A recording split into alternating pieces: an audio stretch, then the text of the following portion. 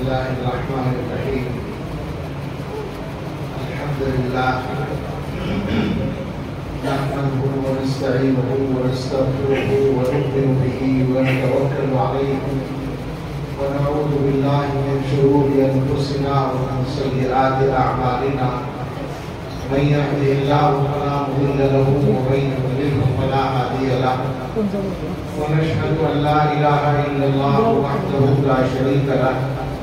ونشهد أن سيدنا ونبينا ومولانا محمدا عبده ورسوله صلى الله تعالى عليه وعلى آله وأصحابه وبارك وسلم تسليما كثيرا. أما بعد فأعوذ بالله من الشيطان الرجيم. بسم الله الرحمن الرحيم. إن الذين قالوا ربنا الله ثم استقاموا فلا خوف عليهم ولا هم يحزنون. صدق الله العظيم. اللهم صل على سيدنا محمد وعلى آل سيدنا محمد وبارك وسلم. اللہ تعالیٰ کا اپنے بندوں پر مسلسل نعمتیں اور رحمتیں برسانے کا نظام ہے. اللہ کی نعمت اور احسان کے بغیر ایک سانس ہم لوگ گزار نہیں سکتے. اللہ تعالیٰ کی بہت ساری صفات ہیں. ان صفات کا بندوں کے ساتھ ظہور ہوتا ہے. اللہ تعالیٰ مثلا دینے والے ہیں تو ہر وقت ان کی طرف سے عطا ہوتی رہتی ہے. اللہ تعالیٰ رزاق ہے تو رزق ملتا رہتا ہے. اللہ تعالیٰ احسان کرنے والے ہیں تو ان کا احسان ملتا رہتا ہے. اور ان ساری نعمتوں کو اگر ایک لفظ میں بیان کیا جائے تو اللہ تعالیٰ نے رحمت کا لفظ ہمیں دے رکھا ہے. اور یہ بھی ایک بات ہے علماء نے لکھا ہے کہ اللہ تعالیٰ کی شانیں بہت ہیں اور اللہ کی صفات بہت ہیں. ہر صفت کو ظاہر کرنے کے لیے ایک لفظ اللہ نے دیا ہے, لیکن رحمت کی صفت کو ظاہر کرنے کے لیے دو لفظ دیے ہیں, رحمان اور رحیم. اس سے پتہ چلتا ہے کہ اللہ تعالیٰ کا بندوں کے ساتھ رحمت کا معاملہ بہت زیادہ ہے. اسی لیے بعض علماء نے یہ حدیث نقل کی ہے کہ اللہ تعالیٰ نے عرش کے اوپر لکھا سبقت رحمتی غضبی, میری رحمت میرے غضب سے آگے. تو بعض علماء نے یہ لکھا ہے کہ اللہ تعالیٰ کی طرف سے بندوں کے لیے جتنے قانون ہیں, جتنے ضابطے ہیں, جتنے احکام ہیں, جتنی تقدیرات ہیں, وہ سب تو لوح محفوظ میں لکھی ہوئی ہیں اور لوح محفوظ عرش کے نیچے. مگر ان سارے قاعدے اور قوانین سے ہٹ کر جو ایک اللہ کی رحمت کا قاعدہ ہے وہ سب سے اوپر لکھا ہے اللہ تعالیٰ نے سبقت رحمتی غضبی. یہی وجہ ہے کہ ہم جیسے گناہگاروں کے بہت سارے گناہوں کے باوجود, بہت ساری نافرمانیوں کے باوجود اللہ تعالیٰ کی رحمت ہمیں ملتی رہتی ہے. اس لیے کہ اللہ تعالیٰ کی یہ بھی عادت ہے وَيَعْفُو عَنْ كَثِيرٍ کہ وہ بہت سارے گناہوں کو معاف کرتے رہتے ہیں. کسی کی وجہ سے کبھی کبھی تھوڑی بہت کوئی پکڑ ہوتی ہے. بہرحال اللہ کی نعمتوں اور رحمتوں کا یہ بیان تو بیان کرنے والے زیادہ سے زیادہ کر سکتے ہیں. مجھے یہ عرض کرنا ہے کہ ہم لوگوں کے پاس جو اللہ کی نعمتیں بے شمار ہیں ان میں سب سے بڑی نعمت ایمان ہے, قرآن ہے جو اللہ نے ہمیں دیا ہے. اور اللہ تعالیٰ کا ایک قاعدہ اور ہے جو دوسری جگہ بیان کیا ہے, اور وہ ہے لئن شکرتم لأزیدنکم, شکر کرو گے تو ہم نعمت بڑھائیں گے. یہ بات بالکل پکی ہے, تجربے سے ثابت ہے. جو لوگ اس کا مزاج رکھتے ہیں آپ ان سے پوچھ سکتے ہیں کہ جتنا شکر کرتے ہیں اللہ تعالیٰ کی طرف سے نعمتوں میں اضافہ ہوتا رہتا ہے. تو جب ایمان کی نعمت اور قرآن کی نعمت سب سے بڑی نعمت ہے تو ہماری یہ ضرورت بھی ہے کہ یہ باقی رہے, اور یہ بھی ضرورت ہے کہ ان میں اضافہ ہو, یہ بڑھے. تو ہمیں اللہ کا ان نعمتوں پر شکر ادا کرتے رہنا چاہیے. پہلی بات تو یہ کہنی تھی کہ عادت ڈالیے اللہ کا شکر ادا کرنے کی, اور خاص طور سے ان نعمتوں پر جو اللہ نے ایمان و قرآن کی شکل میں دی. دوسری بات یہ کہ ہمارا جو زمانہ ہے، زمانہ تو ہر ایک یکساں سا ہے اور فتنے بھی ہر زمانے میں ہیں، مگر ہمارے زمانے کے فتنوں کی رفتار تیز ہے، جیسے سواریوں کی رفتار تیز ہے۔ بعض بزرگوں نے اس بات کو کہا ہے، حضرت مولانا علی رحمۃ اللہ علیہ فرمایا کرتے تھے کہ پہلے زمانے میں سواریاں جو تھیں وہ بیل گاڑی کی شکل میں تھی، چھکڑے کی شکل میں تھی، تو فتنے بھی اسی رفتار سے آیا کرتے تھے۔ آج ہوائی جہاز کا زمانہ ہے تو فتنے اسی رفتار سے آتے ہیں۔ اب جو ہے ہوائی جہاز پیچھے چلا گیا ہے، آدمیوں کو لے جانے کے لیے تو ابھی بھی سب سے تیز سواری ہوائی جہاز ہی ہے، مگر آدمیوں کی باتوں کو لے جانے کے لیے، ان کے خیالات کو لے جانے کے لیے، ان کے اعمال کی شکلوں کو لے جانے کے لیے، یا ان کی اچھائی کو لے جانے کے لیے، یا ان کی برائی کو لے جانے کے لیے، اس سے کہیں زیادہ تیز رفتار ذریعہ انٹرنیٹ کی شکل میں ہمارے سامنے ہے، سوشل میڈیا ہمارے سامنے ہے۔ آپ یہاں بات کریں اور ساری دنیا میں ایک ساتھ سنی جائے، یہ اللہ تعالیٰ نے اس زمانے میں ہمارے لیے ممکن بنا دیا۔ تو اس کی وجہ سے یہ فائدہ بھی ہوا کہ اچھائی کو پہنچانا آسان ہوا، اچھی بات کو تیزی سے پہنچانا آسان ہوا، لیکن یہ نقصان بھی ہوا کہ برائی پہنچنا بھی آسان ہو گیا، فتنوں کا پھیلنا بھی آسان ہو گیا۔ اور ایک فرق یہ ہوا کہ جو اہل حق ہے، جو جن کے پاس اچھائی ہے، خیر ہے، بھلائی ہے، وہ اس کا استعمال کرنے میں مختلف اسباب سے پیچھے ہیں، اور جو اہل باطل ہیں، جن کے پاس برائی ہے، جن کے پاس شر ہے، جن کے پاس دنیا کا ماحول خراب کرنے والی چیزیں ہیں، فساد پیدا کرنے والی چیزیں ہیں، وہ اس کا استعمال کرنے میں آگے ہیں۔ اس وجہ سے فتنے زیادہ تیزی کے ساتھ پھیل رہے ہیں۔ فتنے ہمارے لیے ہر طرح کے ہیں، جو فتنے ہمیں اللہ کی نافرمانی میں مبتلا کرتے ہیں، مثلا یہ موبائل دیکھ کر، انٹرنیٹ کے ذریعے جو چیزیں ہمارے پاس آ رہی ہیں موبائل میں، ان کو دیکھ کر کوئی نوجوان یا کوئی بھی آدمی کسی گناہ کو دیکھ کر اسی جیسا گناہ کرنے کی کوشش کرتا ہے، یا اس کے دل میں اس کے خیالات پیدا ہوتے ہیں اور اس کے لیے اس میں مبتلا ہوتا ہے۔ تو یہ فتنہ ہے ہمارے لیے اور مصیبت ہے۔ پہلے زمانے میں یہ ہوتا تھا، علماء کہا کرتے تھے کہ صاحب اپنے بچوں کو گھروں میں رکھو، باہر نہ نکلنے دو، بری صحبت سے بچاؤ۔ آج کل یہ مسئلہ ہے کہ گھر میں رہ کر بھی بگڑنے کا پورا خطرہ موجود ہے۔ اس سے بڑھ کر جو فتنے ہیں وہ ہیں جو ایمان کے لیے کھڑے کیے گئے ہیں۔ اسلام دشمن طاقتیں پوری مضبوطی کے ساتھ اور مکمل تیاری کے ساتھ اور بغیر کسی ڈر کے، ایک تو یہ ہوتا ہے کہ آپ کسی کے بارے میں بات کر رہے ہو تو آپ کو تھوڑا سا تکلف بھی ہے کہ بھائی کوئی کارروائی نہ کر دے، کوئی مخالفت نہ ہو جائے، کوئی وہ اعتراض نہ کر دے، یہ کوئی ڈر نہیں، وہ پوری بے خوفی کے ساتھ وہ دنیا سے اسلام کو ختم کرنے کے لیے یا لوگوں کے دلوں سے ایمان کو ختم کرنے کے لیے محنت کر رہی ہے طاقتیں۔ اس سب اس کے لیے کام ہو رہا ہے، اور یوٹیوب پر جو ہے کتنی خطرناک چیزیں پڑی ہوئی ہیں۔ میں تو یہ سمجھتا ہوں کہ شاید اللہ تعالیٰ حفاظت کر رہے ہیں، ورنہ عام آدمی تو بچ ہی نہیں سکتا۔ میں نے شاید پہلے بھی کبھی ذکر کیا ہوگا کہ عربی زبان میں سیریل ہم نے دیکھا، سیریل تو فلموں کے چلا کرتے تھے، اب ہر چیز کے ہوتے ہیں، تو پتہ چلا کہ یوٹیوب پر ایک سیریل تھا، سلسلہ تھا، جب ہم نے دیکھا تھا کئی سال پہلے تو اس کے 535 ایپیسوڈ پڑے ہوئے تھے یوٹیوب پر، یعنی ایک گھنٹے کی 535 قسطیں، 50 منٹ کی، 55 منٹ کی، 1 گھنٹے کی، اور وہ عربی زبان میں، اور اس کا جو چلانے والا تھا، موہنے والا جو تھا، وہ اس کا نام تھا رشید، مگر وہ بالکل گمراہ آدمی تھا۔ پہلے وہ مسلمان تھا، کسی مسلمان کی اولاد تھا، بعد میں مرتد ہو گیا تھا، عیسائی بن گیا تھا، اور اس نے ایک مشن بنا لیا تھا کہ اسلام کو اور اسلام کے نظریات کو ختم کرنا ہے۔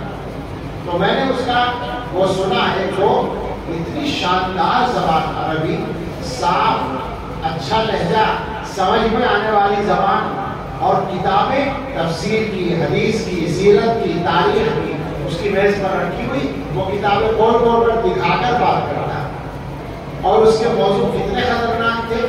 مثال کے طور پر 1 گھنٹے کا ایک وہ ہے، اور اس میں عنوان ہے حل محمد رسول اللہ، کیا حضرت محمد صلی اللہ علیہ وسلم اللہ کے رسول ہیں؟ وہ 1 گھنٹے محنت کرتا یہ بتانے کے لیے کہ حضرت محمد صلی اللہ علیہ وسلم کی شخصیت نعوذ باللہ ایسی نہیں ہے کہ وہ اللہ کے رسول ہو سکے، اور اس کو مدلل کرنے کی کوشش کرے۔ بے شک بالکل غلط، لیکن جس آدمی کے پاس پکا ایمان نہیں ہو یا معلومات صحیح نہ ہو وہ تو گمراہ ہو جائے۔ ایک عنوان تھا حل القرآن کلام اللہ، کیا قرآن اللہ کا کلام ہے؟ باقاعدہ وہ محنت کر رہا ہے یہ ثابت کرنے کے لیے کہ قرآن ایسی کتاب نہیں تو باقی وہ اللہ کا کلام ہو سکے، نہیں ہو سکتا۔ اس سے اور گندی بات حل محمد ابن عبداللہ، کیا حضرت محمد صلی اللہ علیہ وسلم عبداللہ صاحب کے بیٹے ہیں؟ باقاعدہ حضور کے نسب میں 1 گھنٹے محنت کر کے وہ شک پیدا کر رہا ہے کہ وہ جن کا بیٹا ان کو کہا جاتا ہے ان کی اولاد نہیں ہے وہ، نعوذ باللہ۔ ایسے خطرناک عنوانات پر 500 سے اوپر قسمیں اس کی موجود تھی، میں تو آپ کو بہت دنوں سے نہیں دیکھا، ذرا دیکھیے گا سوال الجری کے عنوان سے اس کا سیریل چلتا تھا۔ یہ ایک مثال ہے، اور ظاہر ہے عربی زبان میں یہ ہو رہا تھا تو انگریزی میں کتنا ہوتا ہوگا اور دوسری زبانوں میں؟ بھائی عربی میں تو یہ بھی ڈر ہے کہ سارے عرب کے لوگ دیکھیں گے، پابندی بھی لگا سکتے ہیں، اور حد درجہ تعجب کی بات یہ ہے کہ یہ کام وہ مسلم ملک کے اندر بیٹھ کر رہا ہے اور اس پر کوئی پابندی نہیں۔ یہ ہو رہا ہے دنیا میں۔ تو یہ والے جو فتنے ہیں جن میں ایمان کے لیے خطرہ پیدا ہوتا ہے، یہ فتنے زیادہ خطرناک ہیں، اور اس زمانے میں یہ عام ہو رہے ہیں، اور بہت سے واقعات آپ کے ان میں بھی ہوں گے کہ اچھے گھروں میں، دیندار گھروں میں، علماء تک کے گھروں میں ایمان کو خطرے ہو گئے ہیں، بچوں کے ایمان۔ لہذا ایسے حالات میں بہت زیادہ اہمیت بڑھ گئی ہے، نزاکت بڑھ گئی ہے ایمان کی حفاظت کے سلسلے میں۔ یہ جو علماء کی محنتیں ہیں مدرسوں کی شکل میں، مکتبوں کی شکل میں، آج کل مکتب پر بہت محنت ہے، جمعیت علماء ہند کی بھی اور دوسری تنظیمیں بھی اپنی بساط کے مطابق کام کر رہی ہیں کہ جگہ جگہ مکتب قائم کر دیے جائیں، اور مدرسے تو چل ہی رہے ہیں۔ حقیقت یہ ہے کہ یہ اس زمانے میں اگر یوں کہہ دیں ہم تو بالکل صحیح ہے کہ یہ وقت کا سب سے بڑا تقاضا ہے، اس لیے کہ جو وقت آ رہا ہے اس میں ہمارے بچے اور بچوں کے بچے مسلمان باقی رہیں، یہ ہماری سب سے بڑی ضرورت ہے، اور حالات اس کے خلاف رخ پر لے جا رہے ہیں۔ تاریخ میں جو کچھ ہوا ہے ظاہر اس کے بیان کرنے کا موقع نہیں، ایک جملے میں اشارہ کرتا ہوں کہ جن ملکوں میں قرآن کی تعلیم بند ہوئی ہے، دین کی تعلیم بند ہوئی ہے، آپ یہاں سے پوچھیں اسپین کے اندر وہ نظام نہیں باقی رہا دین کی تعلیم کا، تو کچھ عرصے کے بعد مسلمانوں کا نشان ختم ہو گیا، اور بالکل اسی طرح تقریباً روس کے علاقوں میں اور ترکی میں تقریباً 50 60 70 سال ایسے گزرے ہیں جبر کے، پابندی کے، جب قرآن پڑھانے پر بھی پابندی، نماز اذان پر بھی پابندی تھی، مگر وہاں کے لوگوں نے مختلف طریقوں سے قرآن کی تعلیم کو باقی رکھا۔ لہذا 1991 میں جب وہ علاقے آزاد ہوئے ہیں، روس کی وہ جو سوویت یونین تھا وہ ٹوٹا ہے اور وہ الگ الگ ملک بنے ہیں اور ان کی مردم شماری ہوئی ہے، تو اکثر ملکوں میں مسلمان اپنا مذہب اسلام لکھوانے والے 99%، 98%، 95%، 96%، قزاقستان میں، قزاقستان میں، ازبکستان میں، ترکمانستان میں، ان ملکوں میں اکثریت مسلمان، حالانکہ ان کے پاس دین کا علم بھی کوئی خاص نہیں تھا، وہ نمازی بھی نہیں تھے، وہ بہت کچھ نہیں جانتے تھے، مگر وہ ان کے بڑوں نے قرآن کی تعلیم کو چھپتے چھپتے کسی نہ کسی طرح باقی رکھا تھا، اس کی برکت سے ان کے دلوں میں یہ احساس باقی تھا کہ مسلمان ہے، لہٰذا جب مردم شماری ہوئی تو انہوں نے اپنا نام مسلمان لکھوایا۔ یہ ایک بہت بڑا ثبوت ہے ہمارے پاس، یہ ایک بہت بڑی دلیل ہے ہمارے پاس کہ مسلمانوں کی نسلوں کے ایمان پر باقی رہنے کے لیے اس تعلیم کی شدید ضرورت ہے۔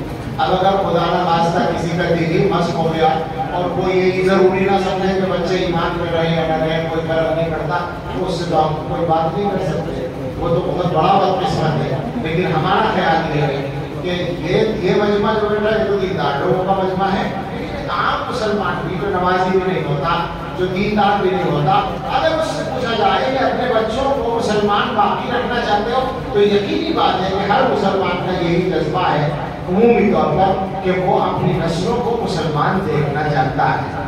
اس کا راستہ میرے بھائیوں فقط یہ ہے کہ یہ جو علماء کی محنت ہے اس میں اپنے ہر بچے کو شامل کر دو اللہ کے واسطے۔ اب وہ وقت نہیں چلے گا، وہ طریقہ نہیں چلے گا جو پہلے چل رہا تھا کہ گھر کا ایک بچہ مدرسے میں پڑھ لے اور 4 اسکول میں پڑھ لے، اور وہ اسکول میں پڑھنے والے جو بچے وہ قرآن سے محروم رہ جائیں۔ اب تک یہ چلا ہے نا، عام طور پر یہ چلا ہے کہ گھر کا ایک بچہ مدرسے میں پڑھ رہا ہے، زیادہ بچے اسکول میں پڑھ رہے ہیں، اور جو اسکول میں پڑھ رہے ہیں ان کی دینی تعلیم کا کوئی انتظام نہیں۔ اب کیا ہے، چاہے 100% بچوں کو اسکول میں پڑھانا پڑے، آپ کو پڑے گا، لیکن 100% ہی سارے ہی بچوں کی دینی تعلیم کا الگ سے آپ کو انتظام کرنا پڑے گا۔ علماء نے جو یہ کھولے، خاص طور سے اس زمانے میں تو جو مکتب ہیں ان میں صبح شام کی تعلیم کا بھی انتظام کیا جا رہا ہے اسکولوں کے بچوں کے لیے، تو مسلمانوں کے لیے وقت کی سب سے بڑی پکار ہے کہ وہ اس پر دھیان دے لیں۔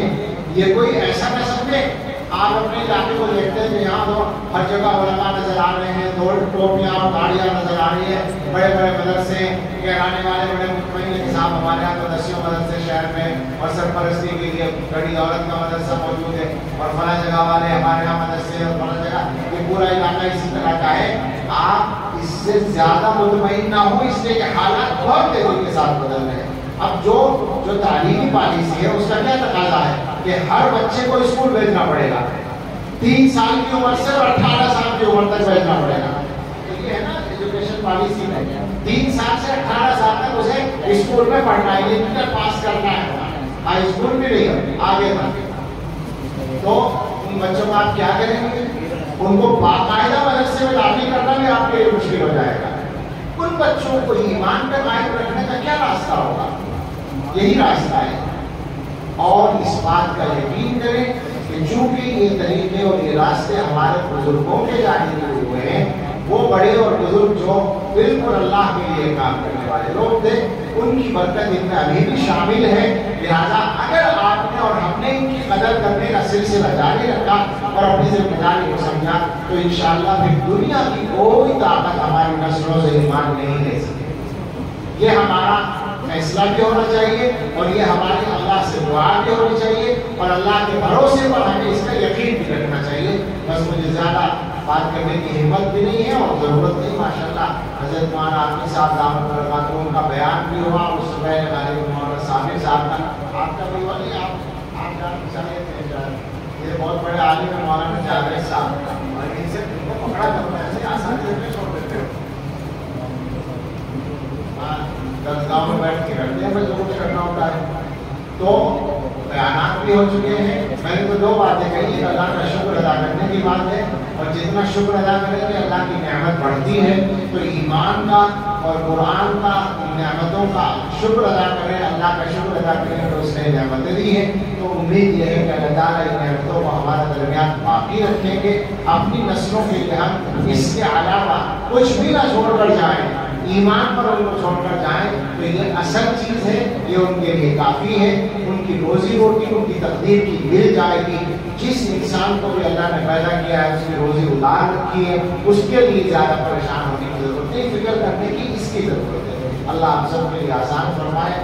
وہاں جو محنت کر رہے ہیں، آپ بچوں نے پڑھا ہے تو آپ دیکھتے ہیں کہ کیسا پڑھ رہے تھے، ہم پہلے بھی آتے تھے، اسی طرح جو سلسلہ تھا وہی انداز ہوگا کہ مولانا علی صاحب فی الحال ظاہری طور پر دوسری بڑے میدان میں خدمات کے لیے چلے گئے، بہت اچھا ہے، لیکن بابل تعاون اور رابطہ اپنی جگہ ہے، اور وہاں کے لیے بھی ہم دعا کرتے ہیں کہ اللہ تعالیٰ وہاں بھی اور زیادہ خدمت کے مواقع آسان فرمائے۔ اور جو بھی علماء کام کر رہے ہیں، صحیح بات یہ ہے کہ یہ جو مدرسوں میں خدمت کرنے والے لوگ ہیں، چاہے وہ ذمہ دار اور چاہے اساتذہ ہوں، آپس میں بے شک ہم لوگوں میں ہم انسان ہیں، کوئی بات بھی ہو سکتی ہے، لیکن آپ یقین کریں کہ اس طبقے سے زیادہ میں ڈرتے ڈرتے کہتا ہوں یہ بات، اللہ سے بھی ڈرتا ہوں اور یہ سوچتا ہوں کہ کوئی بے احتیاطی نہ ہو جائے، مگر ضروری سمجھ کر کہتا ہوں، بار بار کہتا ہوں، اس طبقے سے زیادہ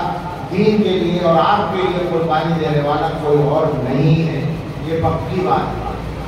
یہ بالکل ہم کہیں گے، کھل کر کہیں گے، اپنے اللہ سے معافی مانگ کر کہیں گے کہ اللہ آپ پر کوئی احسان نہیں ہے، آپ کے دین پر کوئی احسان نہیں ہے۔ ہزار دفعہ یہ بات ہے کہ ہم اللہ کے محتاج ہیں اور اس کے دین کے محتاج ہیں، لیکن اپنے مسلمان بھائیوں سے یہ کہنے میں ہمیں تکلف نہیں ہے کہ تمہارے اوپر احسان سب سے زیادہ ان کا ہے، اور اس کی وجہ بالکل ظاہر ہے کہ یہ مدرسوں میں رہ کر جو کماتے ہیں، ایمانداری سے سوچو، یہ دکان لے کر بیٹھے، تجارت کرنے بیٹھے، تو کیا اس سے کہیں زیادہ نہیں کمائیں؟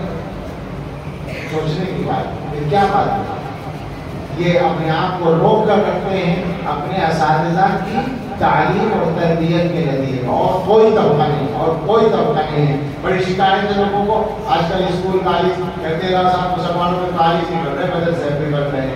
ارے بابا، کالج والوں نے اپنے شاگردوں کو سکھایا کب ہے کہ وہ جا کے کالج بنائیں اور قوم کے بچوں کو پڑھائیں؟ ان کے اندر یہ جذبہ کہاں پیدا کیا ہے؟ اس کے لیے تو پتا مارنا پڑتا ہے، اپنی عزت کو داؤ میں لگانا پڑتا ہے، ادارے قائم کرنا آسان نہیں ہوتا۔ کالج والوں نے اپنے بچوں کو یہ تربیت دی ہوتی تو ان کے کالج کھلتے اور ضرورت ہے۔ علماء نے اپنے شاگردوں کو یہ سکھایا ہے کہ جو تمہارے پاس ہے یہ امانت ہے، اسے آگے پہنچانا ہے۔ یہ سبق اپنے استادوں سے سیکھ کر گرہ میں باندھ کے بیٹھ جاتے ہیں اور پتا مار کے بیٹھ جاتے ہیں، اپنی اور اپنے بچوں کی ضرورت کس طرح پوری کرتے ہیں وہ جانتے ہیں اور اللہ جانتا ہے۔ مسلمانوں کو اس بات کو ہمیشہ یاد رکھنا چاہیے، یہ جو آ جاتے ہیں لوگ 2-2 روپے کا حساب دینے کے لیے، لینے کے لیے، انہیں اللہ سے ڈرنا چاہیے۔ یہ لوگ کس طرح سے کام کرتے ہیں اور کیا قربانی دیتے ہیں آپ کبھی سمجھ ہی نہیں سکتے۔ ہم تو بس دعا کریں کہ اللہ معاف فرمائے ہمیں، اور ہم تو یہ واقعہ ہے کہ ہم یہ بھی جانتے ہیں کہ اللہ کے دین کا، اس کی تعلیم کا، اس کی محنت کا ہم سے پتہ نہیں ہوتا، ہم اپنے اللہ سے معافی مانگتے ہیں، لیکن ہماری یہ دعا ہے کہ اللہ تعالیٰ جو کچھ ٹوٹا پھوٹا ہم کرتے ہیں اس کو اللہ قبول فرما دے اور آسانی عطا فرما دے۔ آمین۔ وآخر دعوانا الحمدللہ۔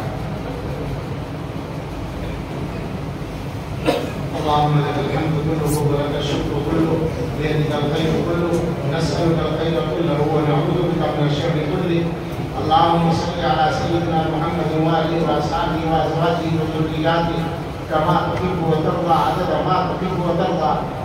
اے اللہ ہم سب کے گناہ معاف فرما دیجیے، اے اللہ یہ جمع جو ہوئے ہم جلسے کے عنوان سے اس کو قبول فرما لیجیے اور مدرسے کو اپنے فضل سے قبول فرمائیے اور ترقی عطا فرمائیے۔ مولانا عمران صاحب اور ان کے تمام رفقا کی مدد فرمائیے۔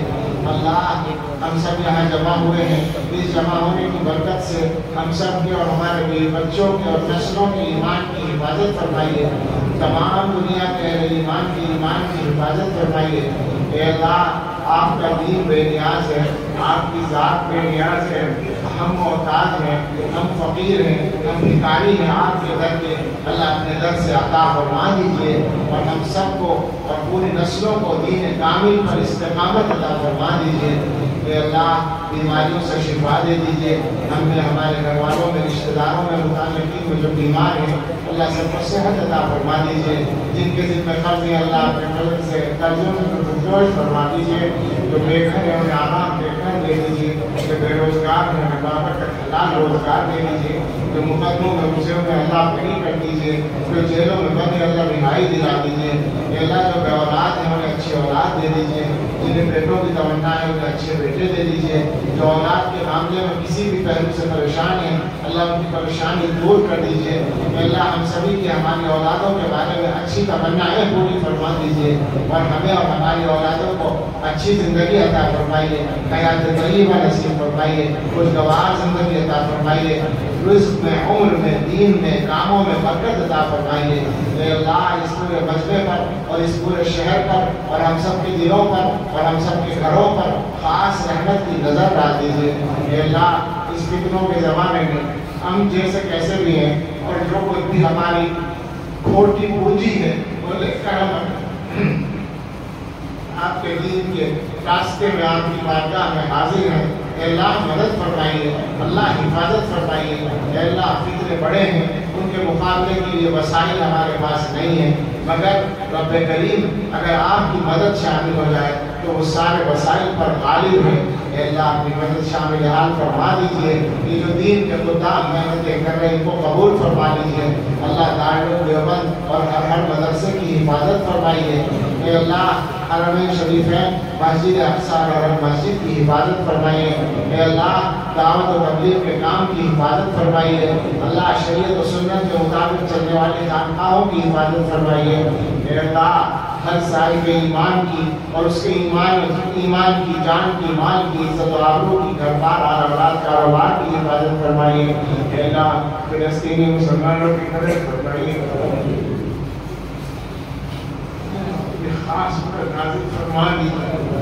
اللہ ظالموں سے ان کا پیچھا چھڑا دیجیے. اللہ ظالموں کو شکست فاش دے دیجیے, انہیں اس کو نابود کر دیجیے. اے اللہ ہم سب کے لیے اور پوری امت کے لیے آنے والے وقت کو گزرے وقت سے بہتر بنا دیجیے, اور سب سے بہتر ہمارے آخری وقت کو بنا دیجیے. اللہم انا نسألک خیر المسألة وخیر الدعاء وخیر النجاح وخیر العمل وخير الثواب وخير الحياة وخير الممات إنك على كل شيء قدير. ربنا تقبل منا إنك أنت السميع العليم وتب علينا إنك أنت التواب الرحيم. وصلى الله على سيدنا محمد وآله وأصحابه